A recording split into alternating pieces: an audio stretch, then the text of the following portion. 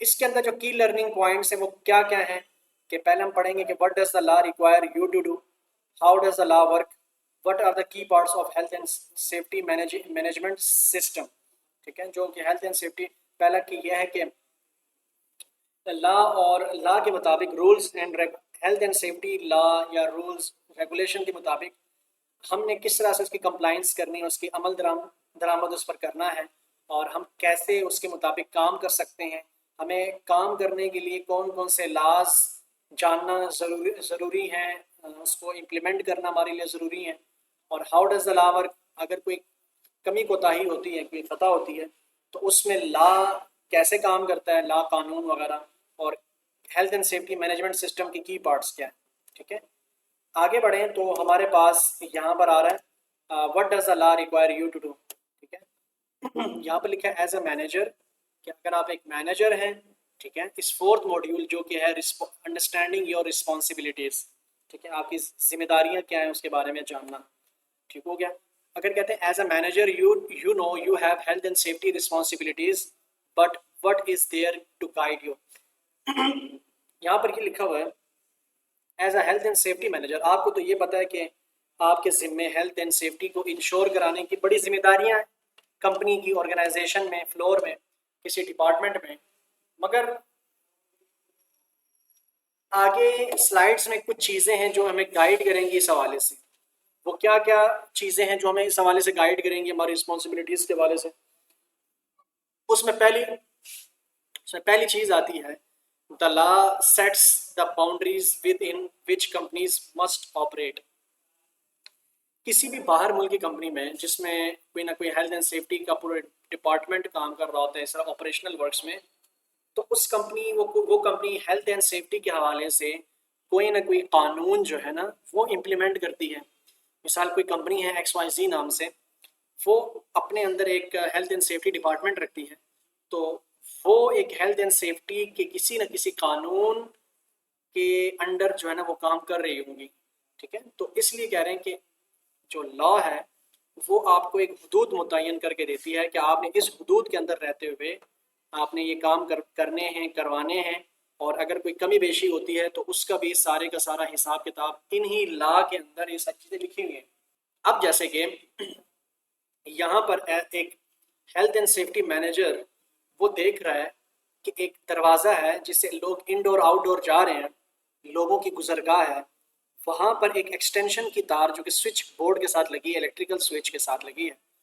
तो अभी तो कोई हादसा नहीं पेश आया, मगर इसकी जो नज़र दूरंदेशी होगी एक हेल्थ एंड सेफ्टी मैनेजर के हवाले से, ये क्या करेगा, ये एक रिस्क है। देखिए ऊपर एक नाम भी लिखा हुआ है, reasonably foreseeable risk. Reasonably foreseeable risk उनको कहते हैं कि जो अभी कोई हादसा पेश नहीं हुआ, मगर इसको पता है कि ये हादसा अभी तो नहीं पेश हुआ, मगर नियर फ्यूचर यहाँ पर इसकी वजह से हो सकता है, मुमकिनात में से है, पॉसिबल है कि यहाँ पर किसी का पाँव अटक के वो गिरे, या तो उसको करंट का शॉक लग सकता है या वो गिर सकता है। ठीक है, उसको जिस्मानी चोट आ सकती है उसको। तो ऐसे रिस्क हो जो कि अभी प्रेजेंट में नहीं होते बल्कि फॉर द फ्यूचर सेक होते हैं, उस तरह के रिस्क को हम रीजनेबली फोर्सेबल रिस्क कहते हैं। तो ये क्या करेगा, the law attempt to be fair by requiring you to responsible for reasonably foreseeable. कहते हैं लॉ जो है ना वो इस हवाले से आपको एक गाइड करेगी कि अगर इस तरह के रीजनेबली फोर्सेबल रिस्क हैं तो उसको उसी वक्त आप रिमूव करें, सोचें समझें उस चीज़ को कि इससे क्या नुकसान पहुंच सकता है। कहते हैं according to the law employers are not responsible for issue they can successfully argue as not reasonably foreseeable। Law के मुताबिक जितने भी एम्प्लॉयर्स होते हैं, जो काम करने वाला अमला होता है, वो कोई भी इशू क्रिएट हो ना, मिसाल इस तरह का कोई रीजनेबली फोर्सेबल कोई इशू क्रिएट हो, तो उस हवाले से एम्प्लॉयर से पूछ नहीं होगी। पूछ किससे होगी, हेल्थ एंड सेफ्टी मैनेजर से। ठीक है, लॉ के मुताबिक। यहाँ पर कुछ सिंपल टेस्ट दिए गए हैं कि वेदर ये रिस्क रिजनेबली फोर्सिबल है या नहीं है। वो कौन कौन से हैं, कॉमन नॉलेज, दूसरा है इंडस्ट्री नॉलेज, तीसरा है एक्सपर्ट नॉलेज। ये जो तीनों नॉलेजेस है ना, ये as a health and safety manager होते हुए आपके पास होनी चाहिए। ठीक है, मैं बोला पहली नॉलेज कॉमन नॉलेज आपको पता है कि हर एक जहन में है कि इस तरह से अगर कोई तार शार है तो हर एक की नॉलेज में ये बात होनी चाहिए कि यार इस तरह की चीज़ें, ठीक है, ये चीज़ उनको पता ही जाए कि इस तरह की जो भी चीज़ें हैं इसको हटाई जाए, इसको कॉमन नॉलेज कहते हैं। ठीक है, इंडस्ट्री नॉलेज आपको पता है कि हमारे पास इंडस्ट्री के अंदर किसी भी डिपार्टमेंट के अंदर ऑर्गेनाइजेशन के अंदर लोगों को एम्प्लॉयर्स को ट्रेन किया जाता है। ठीक है, उनके सेशंस करवाए जाते हैं। मिसाल कोई यहाँ से पाकिस्तान से बाहर मुल्क कोई यूके जाता है as a health and safety manager में, तो सबसे पहले उसकी ट्रेनिंग करवाई जाएगी। ठीक है, उसको हर एक चीज़ के बारे में बताया जाएगा कि कौन सी चीज़ खतरनाक है और कौन सी चीज़ नहीं है, कौन सी चीज़ रिस्की और कौन सी चीज़ हैजर्डस है। तो इसको कहते हैं इंडस्ट्री नॉलेज। ठीक है, और एक होती है एक्सपर्ट नॉलेज। जब आप एक काम कर चुके होते हो और आपके नीचे एक बहुत बड़ा स्टाफ होता है, कहते हैं कि अगर आपने चीज़ों को परखना है कि यार ये चीज़ खतरनाक है, ये चीज़ नहीं है, तो आप या तो कॉमन नॉलेज के तहत करेंगे, या तो इंडस्ट्री नॉलेज, या तो एक्सपर्ट नॉलेज के तहत, जो आप एक हेल्थ एंड सेफ्टी एक्सपर्ट कहलाए जाएंगे, जो कि ऑडिट करते हैं या उस चीज़ के अंदर काम आते हैं। एक्सपर्ट्स उनको भी कहते हैं एक्सपर्ट नॉलेज जो कि कंपनियों के अंदर आकर ऑडिट कराते हैं। ठीक, ऑडिट करते हैं, स्पेशल वो लोग आते हैं कंपनी के जो फ्यूचर रिस्क के हवाले से उनको आगाह करते हैं कि ये हो सकता है मुस्तकबिल में, ये हो सकता है, ये हो सकता है। ठीक हो गया। As a manager you are required to assess the reasonably foreseeable risk. कहते हैं एज अ मैनेजर आपको चाहिए है, ठीक है, कि आपको इन चीज़ों को एसेस करने की ज़रूरत होगी कौन सी चीज़ें खतरनाक हैं, और रिड्यूस करें रिस्क को एज फॉर रीजनेबली प्रैक्टिकल। और अगर आपको पता है कि यार ये फ्यूचर में ये रिस्क बहुत खतरनाक साबित हो सकता है, तो उसी वक्त उस रिस्क को क्या करें, उसको प्रैक्टिकली अप्लाई होने से पहले उसको कम से कम कर दें। ठीक हो गया जी। जैसे कि यहाँ पर तस्वीर में आपको दिया गया है कि जिस तरह ये बंदा है, ठीक है, ये सोच रहा है और इसने उस चीज़ को क्या कर दिया, प्रैक्टिकल होने से पहले उसको हटा देगा, या उसको ऐसे हवाई तारों के साथ, दीवारों के साथ जोड़ जोड़ कर, या कैसे भी उसको जो है ना वो चीज़ को। अब कहते हैं कि अगर अगर कोई इस तरह का जो है ना नुकसान होता है, मिसाल के तौर पर कोई बंदा गिरता है, एज अ मैनेजर होते हुए, पूरा स्टाफ होते हुए किसी बंदे को चोट लगती है, किसी वर्कर को इस तरह की गलतियों पे, ठीक है, अब ये गलती किसकी थी, एज अ मैनेजर स्टाफ की थी कि उन्होंने इस चीज़ के ऊपर कोताही बरती और उन्होंने चीज़ को रिमूव नहीं किया। चलो फिर भी अगर कोई यूँ कहें कि अगर कोई हादसा पेश आता है, तो हादसा पेश आने के बाद लॉ जो है ना वो कैसे काम करेगा इस हवाले से। ठीक है, सबसे पहली चीज़, अगर कोई जिस तरह पहली स्लाइड को अगर आप रखें जहन में, मॉड्यूल नंबर 1, एक बंदा गिर कर मर जाता है किसी काम करते हुए, तो एक हादसा पेश आ गया, परेशान है हेल्थ एंड सेफ्टी स्टाफ, तो उसमें लॉ जो है ना वो कैसे काम करेगा। लॉ कानून के बंदे आएंगे, लीगल नुमाइंदे आएंगे, अथॉरिटी के बंदे आएंगे, वो आपको पहले तो एक नोटिस देंगे कि इस काम को अब अभी फ़िलहाल के तौर पर, ठीक है, बंद कर दें, हम इन्वेस्टिगेशन करेंगे। ठीक है, ये काम हुआ कैसे, ठीक है, नुकसान हुआ कैसे, हादसा पेश कैसे आया। उसके बाद इस तरह के डिफरेंट लॉ है, क्रिमिनल लॉ, ठीक है, यूके में डिफरेंट डिफरेंट लॉज हैं। ठीक है, एक को कहते हैं क्रिमिनल लॉ, उसमें इस तरह के हादसात वगैरह जो पेश आते हैं, उस तरह के क्रिमिनल लॉ में जो है ना उस तरह के हादसात की जो है ना सुनवाई होती है, आपने पेशी देनी होती है, जो विक्टिम होते हैं उन्होंने भी आना होता है, और उसके घर वालों ने आना होता है, गवाहियाँ देनी होती हैं। इसकी सारी डिटेल्स पीडीएफ बुक में मौजूद है कि how does the criminal law, ठीक है, वर्क्स। फिर इसके अलावा क्रिमिनल लॉ के पीछे कौन कौन से जो है ना हेल्थ एंड सेफ्टी रेगुलेशंस हैं, वो हैं सबसे पहले कि हेल्थ एंड सेफ्टी, मिसाल अपने वर्कर की स्टाफ की ज़िंदगियों को, ठीक है, बचाना। अब ये क्रिमिनल लॉ कब इस्तेमाल में आएगा, कब ये इम्प्लीमेंट होगा अदालत में, जब कोई बंदा मर जाए।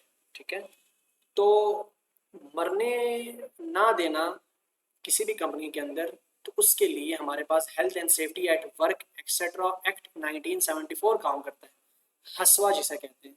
हसवा जो है ये कंपनियों के अंदर काम, ये एक रूल है, रेगुलेशंस हैं, इसके अंदर सारी चीज़ें लिखी हैं कि अपने वर्कर की सेफ्टी के लिए वर्क प्लेस पर उसके लिए क्या क्या चीज़ें करनी चाहिए। तो ये एक हसवा जो है ना कानून काम में आता है। ठीक है, इसके अलावा the management of health and safety at work regulations 1999, इसका भी यही काम है। तो डिफरेंट डिफरेंट है। एक और है the work place health safety and welfare regulation 1992, एक और है रेडॉर कहते हैं उसको, the reporting of injuries, diseases and dangerous occurrences regulations 1995, ठीक है, ये है।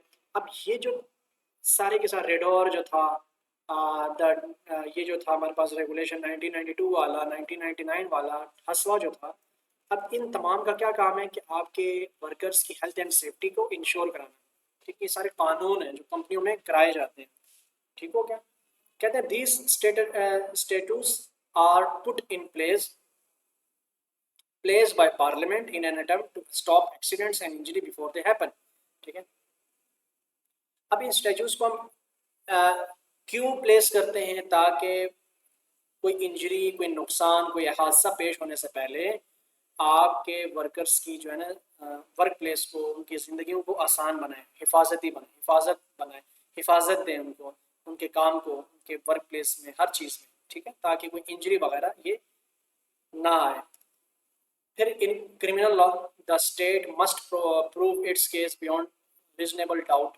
ठीक है, कि उसके पीछे के छुपे हुए सारे जो शवाहिद है उसको, इस क्रिमिनल लॉ के अंदर अगर कोई मरता है तो वो सारे शवाहिदात को जो है ना इकट्ठे करेंगे, इसके पीछे क्या क्या चीज़ें हुई।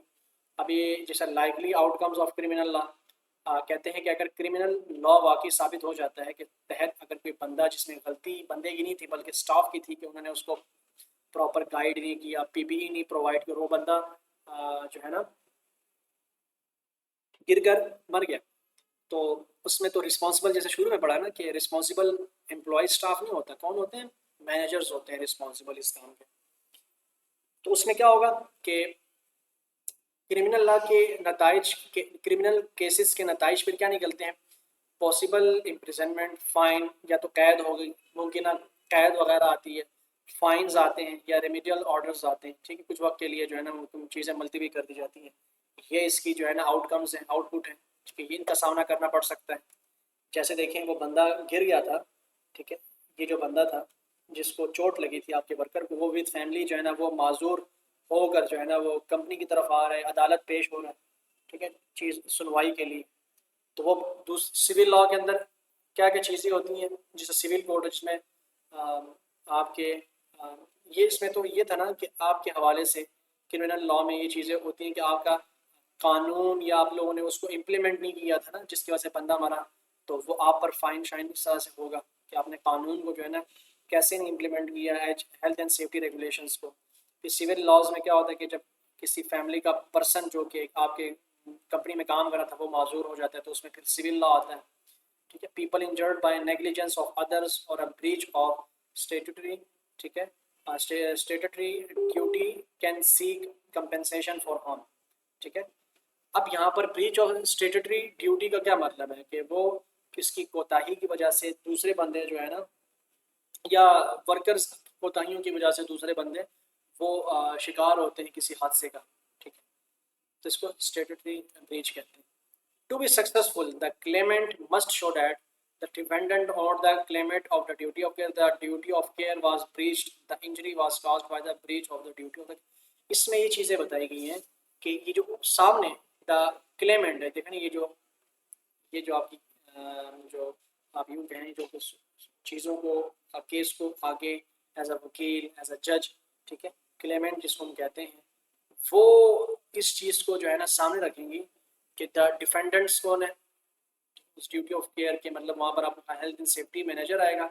The duty of care was breached, वहाँ पर जो नुकसान पहुँचा है वो क्या था।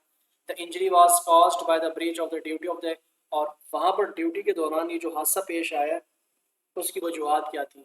ठीक है, तो ये सारी की सारी हमने वहाँ पर शो करानी होती है। कहते हैं if the employ played a part in the injury, अगर एम्प्लॉय ने उस इंजरी के अंदर कोई हिस्सा लिया है, the claim may be reduce to contributory negligence, तो उसको जो है ना कंट्रीब्यूटरी नेग्लिजेंस का मतलब ये होता है कि हेल्थ एंड सेफ्टी स्टाफ पर जो है ना वो थोड़ी सी नरमी फिर पेश आती है, क्योंकि उसमें गलती हेल्थ एंड सेफ्टी वालों की नहीं थी, उन्होंने तो उस चीज़ को इम्प्लीमेंट कर दिया था, मगर जो एम्प्लॉय था उसने उस चीज़ को माना नहीं। ठीक हो गया। ऐसे ही आगे डिटेल्स में ये सारी चीज़ें चल रही हैं कि if other employees cause the injury, और एम्प्लॉयज़ को अगर इंजरी होती है आपकी वजह से, the employer must may still ultimately responsible to, ठीक है, विकेरियस लायबिलिटी के, उससे मज़ीद पूछ गुछ होगी कि इसके हालिया नुकसान जो है ना, ये आपने क्यों किया, कैसे किया, ठीक है। आगे पेज डाउन करेंगे। In civil law the claimant must prove its case on the balance of probabilities, ये सारी आगे चलती रहेंगी। फिर आगे जो डिसीजन मेड बाय अ जज होगा वो क्या होगा, प्रेसिडेंट होगा, which means that the verdict of this case will apply for the similar future cases, ठीक है। कि जो जो जिसने ये नुकसान वर्डिक्ट, जिसने ये चीज़ जो खता की थी, गलती की थी, ठीक है, उसके ऊपर वो सारी की सारी चीज़ें जो है ना, अगर गलती आपकी इसमें वर्कर की है तो उसमें जज जो फैसला देगा उसमें सारी की सारी जो चीज़ें हैं वो, क्योंकि वो पीछे भी करता आ रहा था और दो तीन उसने गलतियां की, तो उसमें फिर जज जो केस सुनाएगा उसके खिलाफ, आपके एम्प्लॉय के खिलाफ, कि सिमिलर फ्यूचर में जो है ना इस तरह की गलतियां ना कर पाए। अच्छा, इसमें फिर आगे क्रिमिनल वर्सेस या सिविल, इसके दरमियान में ना थोड़ी सी डिफरेंस या कि इन दोनों में हमारा कौन सा जो है काम आएगा, ये किस्म का क्विज है कि who does the court cause के court case focus on the accuse the injury part, ठीक है। तो इसमें क्रिमिनल लॉ और सिविल लॉ को रखते हुए who does the court case focus on, accuse के ऊपर फोकस करती है केस या कोर्ट जो है ना, या इंजर्ड के ऊपर। आपने सिविल लॉ और क्रिमिनल लॉ के तहत इसका जवाब देना। ये नीचे कुछ इसके आप यूँ कहें कि 5, 6, 7, 8, ठीक है। Normally how soon must legal action start, 3 years या 6 month, तो आपने इसके दरमियान में इसका आपने चैट जीपीटी कर लें, एआई से पूछ लें, गूगल कर लें, चीज़ों को पढ़ लें, बुक पढ़ लें, तो आपको उसमें से समझ आ जाएगी, ठीक है। 8वां 9वां तकरीबन 10 तक हैं इसके, ठीक है। फिर यहाँ पर आते हैं कि what are the key parts of the health and safety management system, कि health and safety management system की जो कुछ बुनियादें हैं जिससे वो बना है, health and safety management system जिसको हम कहते हैं, वो क्या क्या है। Most health and safety management system are based around the principle, एक चीज़ याद रखने का आशिर के हमारे पूरे हेल्थ एंड सेफ्टी के अंदर ये एक पॉलिसी, एक किस्म का चार्ट है। उस चार्ट को कहते हैं PDCA। PDCA मतलब P से प्लान, D से डू, C से चेक और A से एक्ट। प्लान या plan, plan do check act. Plan में मतलब हमने जो भी हम काम कर रहे हैं अपने ऑर्गेनाइजेशन के अंदर, health and safety rules, laws and regulation के तहत हमने एक पॉलिसी बनानी है। प्लानिंग में क्या करनी है, हमने पॉलिसी बनानी है और उस पॉलिसी के तहत हमने नीचे टीमें तश्कील देनी है कि किसका क्या काम है। हेल्थ एंड सेफ्टी मैनेजर का क्या काम है, हेल्थ एंड सेफ्टी ऑफिसर का क्या काम है, हेल्थ एंड सेफ्टी सुपरवाइजर का क्या काम है, इस सारे, और ये सारी प्लानिंग के तहत। और फिर नीचे हमने ट्रेनिंग देनी है और सारी चीज़ें। फिर डू में क्या करना होगा, इम्प्लीमेंटिंग एंड ऑपरेटिंग। हमने नीचे फिर उन तमाम पॉलिसी को, प्लानिंग को और अपनी टीम के जरिए से नीचे उनको क्या कराना है, इम्प्लीमेंट कराना है। क्या कराना है, इम्प्लीमेंट कराना है। इम्प्लीमेंट करने के बाद आपने फिर उसको भूल नहीं जाना, उसको आपने भूल नहीं जाना, उसकी चेकिंग करनी है, जिसको हम कहते हैं मेजरिंग परफॉर्मेंस। जिस तरह हम चीज़ में चेक नहीं करते रहते, टेस्ट करते रहते हैं, परफॉर्मेंस चेक करते हैं, एनालाइज करते हैं, एनालिसिस करते हैं, ठीक है? उस चीज़ का हम ख्याल रखते हैं।